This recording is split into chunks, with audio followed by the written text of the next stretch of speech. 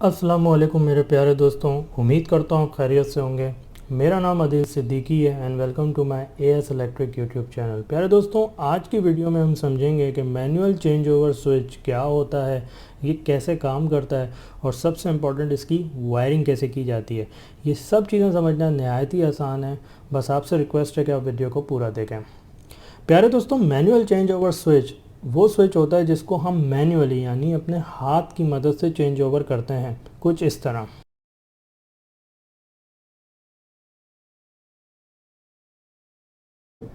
Market में ये दो तरह के अवेलेबल होते हैं, एक होता है single phase change over switch और एक होता है three phase change over switch. Single phase change over switch जो कि हमारे सामने मौजूद है, आप जब कभी भी इस single phase change over switch को खोल के देखेंगे तो आपको हमेशा इसके अंदर दो ब्लॉक्स नज़र आएंगे। दो ब्लॉक्स नज़र आएंगे, एक फेस के लिए और एक न्यूट्रल के लिए। इसी तरह जब आप एक थ्री फेस के चेंज ओवर स्विच को खोल के देखेंगे तो बिल्कुल इसी तरह के उसके अंदर आपको चार ब्लॉक्स नज़र आएंगे, तीन फेस के और एक न्यूट्रल का।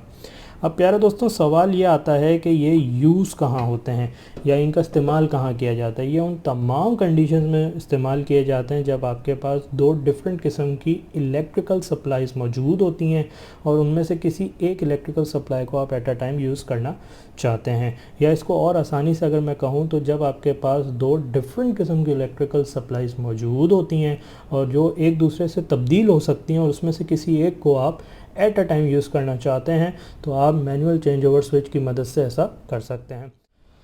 प्यारे दोस्तों, ऐसे तो बहुत सारी एग्जांपल्स मौजूद हैं जहां इनका इस्तेमाल किया जाता है।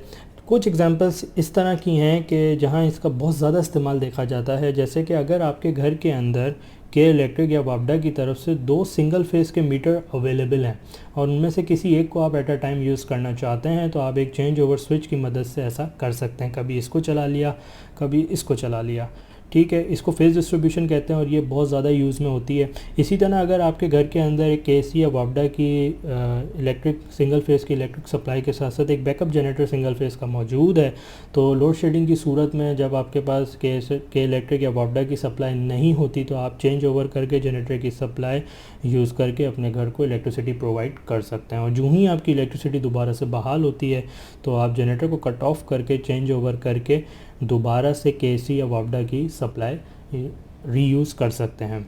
इसी तरह अगर आपके घर या फैक्ट्री के अंदर एक three phase meter electric meter मौजूद है वापडा या केसी की तरफ से और एक थ्री फेस बैकअप जनरेटर है, तो आप उन दोनों का भी change over three phase change over switch की मदद से कर सकते हैं।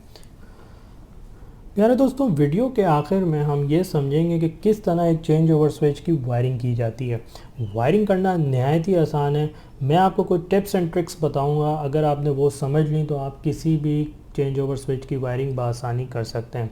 प्यारे दोस्तों, चेंज ओवर स्विच किसी भी तरह का हो, यानी कि सिंगल फेस हो या थ्री फेस हो, हमेशा कोई भी चेंज ओवर स्विच की दो इनपुट्स होती हैं और एक आउटपुट होती है। मैं फिर रिपीट करूँगा, कोई भी चेंज ओवर स्विच उसकी हमेशा दो इनपुट्स होंगी और एक आउटपुट होगी। अब हमें कैसे पता चलेगा कि कौन से टर्मिनल्स या कनेक्टर उसके इनपुट हैं और कौन से टर्मिनल या कनेक्टर उसके आउटपुट हैं?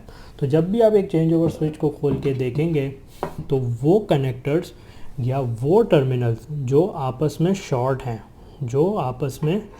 हैं या जिनके बीच के अंदर ये बस बार या कॉपर की स्ट्रिप या हम इसको इलेक्ट्रिकल पट्टी भी कहते हैं, वो मौजूद है, ये हमेशा इस चेंज ओवर स्विच के आउटपुट्स होंगे, ठीक है। ये कनेक्टर्स या टर्मिनल्स हमेशा इसके आउटपुट होंगे, जिनके बीच के अंदर ये पट्टी या बस बार या जो आपस में ऑलरेडी शॉर्ट हैं वो हमेशा इसके आउटपुट्स होंगे। और वो टर्मिनल्स जो कनेक्टर जिनके बीच में ऐसा कुछ भी नहीं है, जैसे कि ये हैं, ये हमेशा इसके इनपुट टर्मिनल्स होंगे। क्योंकि इनके बीच में कुछ भी मौजूद नहीं है, ये आपस में शॉर्ट नहीं है, तो ये इसके इनपुट टर्मिनल्स होंगे। प्यारे दोस्तों, मैं कैसे वायरिंग करता हूँ, मैं जब भी एक चेंज ओवर स्विच को देखता हूँ तो मैं उसको ब्लॉक्स में ब्रेक कर देता हूँ। जैसे ये चेंज ओवर स्विच दो ब्लॉक्स में ब्रेक है, एक ब्लॉक ये है, एक ब्लॉक ये है। जैसे मैंने आपको वीडियो में कहा कि हर चेंज ओवर स्विच के दो इनपुट्स और एक आउटपुट होती है। फॉर एग्जांपल, अगर हम इस ब्लॉक को फोकस करें तो इस ब्लॉक के अंदर ये टर्मिनल्स आउटपुट टर्मिनल्स हैं, ठीक है। आप सप्लाई यहाँ से भी ले सकते हैं, आप सप्लाई यहाँ से भी ले सकते हैं। और जैसे मैंने आपको कहा कि एक आउटपुट और दो इनपुट, तो एक आउटपुट तो ये हो गई, तो दो इनपुट्स कौन सी होंगी, ये होंगी। यहाँ दो इनपुट्स होंगी, एक यहाँ होगी और एक यहाँ होगी। इस ब्लॉक की दो इनपुट्स ये हो गई, एक यहाँ और एक इस ब्लॉक की आउटपुट हो गई जो कि यहाँ है। चूँकि ये एक सिंगल फेज़ का चेंज ओवर स्विच है तो इसके अंदर फेज़ और न्यूट्रल का इस्तेमाल होता है। तो फेज़ की इनपुट यहाँ होगी अगर हम यहाँ से फेज़ को आउटपुट कराते हैं, और फेज़ की आउटपुट यहाँ से होगी। अगर मैं फेज़ को आउटपुट पे यहाँ लगा रहा हूँ तो फेज़ को मैं यहाँ भी लगा सकता हूँ, यहाँ भी, दोनों जगहों से ये आउटपुट होगा। और यहाँ एक इलेक्ट्रिकल सप्लाई का फेज़ आ जाएगा और एक दूसरी इलेक्ट्रिकल सप्लाई का फेज़ यहाँ आ जाएगा। तो दोनों फेज़ की इनपुट यहाँ होगी, एक इनपुट यहाँ होगी, एक इनपुट यहाँ होगी और ये ट्रांसफ़र हो जाएगा। इसी तरह जब न्यूट्रल की बात करेंगे तो एक न्यूट्रल की इनपुट यहाँ होगी, एक न्यूट्रल की इनपुट यहाँ होगी, और इसी तरह न्यूट्रल की जो आउटपुट होगी वो यहाँ से भी हो सकती है, यहाँ से भी हो सकती है। तो दोनों ब्लॉक्स के अंदर आउटपुट एक है और इनपुट दो हैं। इस ब्लॉक के अंदर दो इनपुट्स हैं और एक आउटपुट है। इसी तरह इस ब्लॉक के अंदर दो इनपुट्स हैं और एक आउटपुट है। अब प्यारे दोस्तों, ये काम कैसे करता है, जैसे कि जो न्यूट्रल हमने इनपुट किया था वो अब इस कनेक्टर ब्रिज की वजह से करंट यहाँ से फ़्लो करके यहाँ आउटपुट टर्मिनल पे जाएगा और यहाँ से आउटपुट हो जाएगा। इसी तरह जो फेज़ हमने इनपुट किया था वो यहाँ से इस कनेक्टर ब्रिज की वजह से या इस कनेक्टर बस बार की वजह से यहाँ से फ़्लो करके आउटपुट टर्मिनल पे चला जाएगा। आप अगर ड्राइंग देखना चाहें तो आप ड्राइंग भी देख सकते हैं कि जब ये अपवर्ड पोजीशन में, यानी कि इसकी नोब ऊपर की तरफ है, तो करंट इनपुट से ब्रिज के होते हुए, ये ब्रिज के होते हुए आपके आउटपुट टर्मिनल पे जा रहा है, न्यूट्रल भी फेज़ भी। इसी तरह जब हम इसको मिडिल यानी कि इस तरह, तो अभी करंट फ़्लो नहीं कर रहा। आप देख सकते हैं कि इसके इनपुट टर्मिनल्स पे कनेक्शन हुआ हुआ है, लेकिन ये चूँकि ब्रिज अवेलेबल नहीं है तो करंट इन दोनों टर्मिनल्स के बीच में फ़्लो नहीं कर रहा, करंट फ़्लो नहीं कर सकता, तो ये बंद होता है। इसी यहाँ से फ़्लो करेगा इसके थ्रू, इस ब्रिज के थ्रू, और आउटपुट टर्मिनल पे चला जाएगा। इसी तरह फेज़ जो हमने यहाँ कनेक्ट किया हुआ था वो इस ब्रिज से यूँ फ़्लो करेगा, यू शेप में फ़्लो करके आपके आउटपुट टर्मिनल पे चला जाएगा। तो यह वाला फेज़ एक्टिव हो जाएगा, यहाँ का फेज़ यहाँ आउटपुट होगा और यहाँ का न्यूट्रल यहाँ आउटपुट होगा। कोई फेज़ कोई न्यूट्रल जो हमने इनपुट किए थे वो आउटपुट नहीं होंगे, और जैसे ही हम इसको अपवर्ड करेंगे तो यहाँ जो हमने न्यूट्रल कनेक्ट किया था वो अब आउटपुट होगा और जो फेज़ हमने यहाँ कनेक्ट किया था वो आउटपुट होगा। प्यारे दोस्तों, आखिर में हम इसकी प्रैक्टिकल वायरिंग करना सीखेंगे ताकि वो तमाम हजरात जो इसकी वायरिंग खुद से करना चाहते हैं वो आसानी से इसकी वायरिंग कर सकें। फॉर एग्ज़ाम्पल, ये जो चेंज ओवर स्विच मेरे सामने मौजूद है ये एक single phase change over switch है। हम इसको एक सिंगल फेज़ वापडा या के इलेक्ट्रिक के मीटर और एक सिंगल फेज़ बैकअप जनरेटर के बीच में लगाने की कोशिश करेंगे ताकि ये इन दोनों में चेंज ओवर कर सके।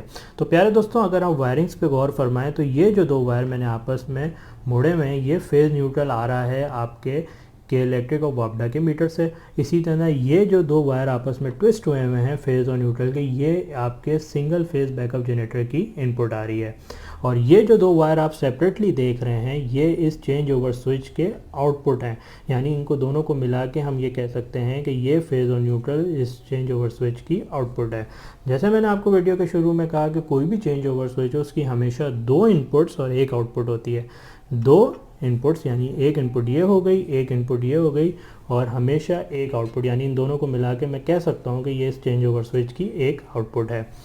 जब कभी भी आप वायरिंग करने जाएंगे हमेशा चेंज ओवर स्विच को ब्लॉक्स में ब्रेक कर दें।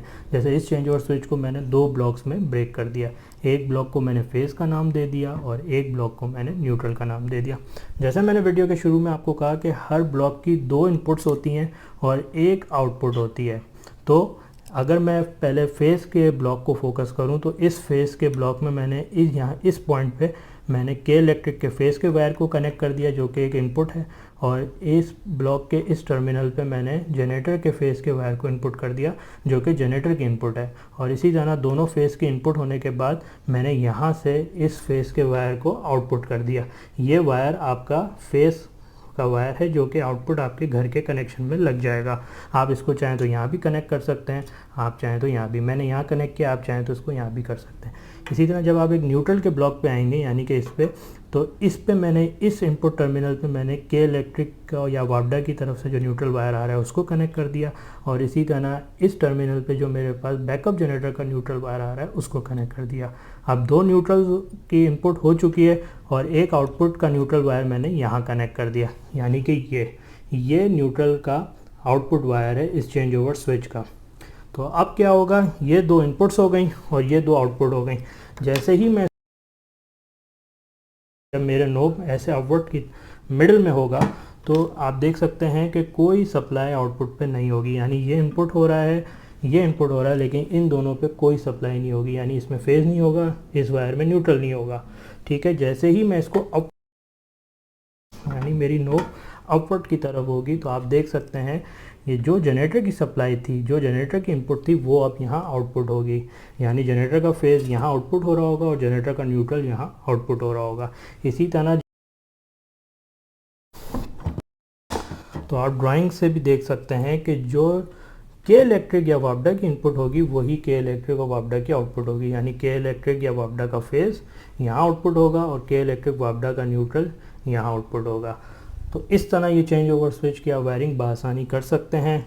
जब कभी भी आप वायरिंग करने जाएं मैं आपको यही रेकमेंड करूंगा कि आप इस तरह उन ब्लॉक्स को ब्रेक करके ये टर्मिनल्स को मेंशन कर दें, यानी जैसे फॉर एग्जांपल ये एक ब्लॉक है तो इसके दोनों टर्मिनल्स पे इनपुट लिख लिया और इस टर्मिनल पे आउटपुट लिख दिया। इसी तरह न्यूट्रल का ये ब्लॉक है तो न्यूट्रल के दो इनपुट्स लिख लिए और इसको आउटपुट लिख लिया, ताकि आपकी वायरिंग में कोई कन्फ्यूजन ना हो सके।